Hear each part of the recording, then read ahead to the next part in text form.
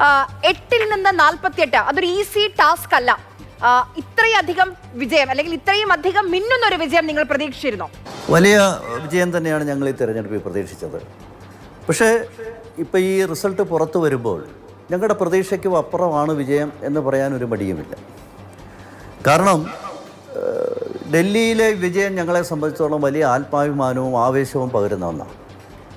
കാരണം കഴിഞ്ഞ ഒരു ദശാബ്ദക്കാലമായി ദേശീയ രാഷ്ട്രീയത്തിൽ പാർലമെൻറ്റിൽ സ്ഥിരമായി നമ്മൾ കേന്ദ്രത്തിൽ അധികാരത്തിൽ വരുന്നുണ്ട്. ഈ രാജ്യത്തിൻ്റെ ഏതാണ്ട് ബഹുഭൂരിപക്ഷം സംസ്ഥാനങ്ങളിൽ ഹിന്ദു ഹൃദയഭൂമികളിലൊക്കെ തന്നെ BJP വിജയിച്ച് കയറി ഗവൺമെൻറ്റുകൾ ഉണ്ടാക്കാൻ സാധിച്ചിട്ടുണ്ട്.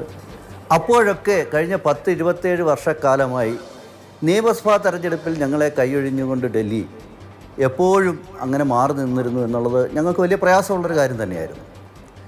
ഇന്ന് ഈ തെരഞ്ഞെടുപ്പിൽ ഞങ്ങൾ ഡൽഹി പിടിച്ചടക്കുമ്പോൾ അതൊരു കേവല വിജയം മാത്രമല്ല. കാരണം ഡൽഹിയിലെ വിജയം എന്ന് പറയുമ്പോൾ ഇവിടെ സംഭവിച്ചത് നമുക്കറിയാം. ഇവിടെ പരാജയപ്പെട്ട പാർട്ടി ആം ആദ്മി പാർട്ടി. ഞങ്ങൾ ഡൽഹിയിൽ സ്ഥിരമായി പാർലമെൻറ്റിൽ 7 സീറ്റും പിടിച്ചെടുക്കുന്നുണ്ട്. കഴിഞ്ഞ 2 പാർലമെൻറ്റ് തെരഞ്ഞെടുപ്പിൽ ഞങ്ങൾ ജയിക്കുമ്പോഴും നിയമസഭാ തെരഞ്ഞെടുപ്പിൽ ഞങ്ങൾക്ക് ഡൽഹിയിൽ ജയിക്കാൻ വേണ്ടി സാധിച്ചിരുന്നില്ല. കാരണം ആം ആദ്മി പാർട്ടി രാജ്യത്ത് അതിൻ്റെ പിറവി തന്നെ വളരെ വ്യത്യസ്തമായ ഒരു നിലപാടിൻ്റെ പേരിലായിരുന്നു.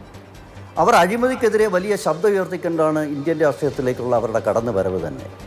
പ്രത്യേകിച്ച് ഡൽഹിയിൽ അധികാരത്തിലിരുന്ന അന്നത്തെ കോൺഗ്രസ് ഗവൺമെൻറ്, 10 വർഷം മുമ്പ് കോൺഗ്രസ് ഗവൺമെൻറ്റും അന്ന് രാജ്യത്ത് അധികാരത്തിലിരുന്ന UPA ഗവൺമെൻറ്റും ശ്രീ മൻമോഹൻ സിംഗ് നേതൃത്വം കൊടുത്ത UPA ഗവൺമെൻറ്റും ഈ 2 ഗവൺമെൻറ്റിലെ കൊടിയ അഴിമതി ആ കാലത്ത് നമ്മൾ വലിയ തോതിൽ ചർച്ച ചെയ്തതാണ്. അതിനെതിരെ വലിയ ഒരു സിവിലിയൻ മൂവ്മെൻറ്റ് ഉണ്ടായല്ലോ ഡൽഹിയിൽ. നമുക്കറിയാം അന്നാ ഹസാരെ പോലെ ഒരാൾ നേതൃത്വം കൊടുത്ത വലിയ സമരം, വലിയ മുന്നേറ്റം. അതിൻ്റെ ഒരു ബൈ പ്രോഡക്റ്റായിരുന്നു ശരിക്കും ഒരു രാഷ്ട്രീയ പിറവിയായിരുന്നു ആം ആദ്മി പാർട്ടി. അവരുടെ ചിഹ്നം പോലും വളരെ സിംബോളിക്കായിരുന്നു. അഴിമതിയെ തുടച്ചു നീക്കുന്ന ചൂലുമായിട്ടാണ് അവർ രാഷ്ട്രീയ രംഗത്തേക്ക് കടന്നു വരുന്നത്.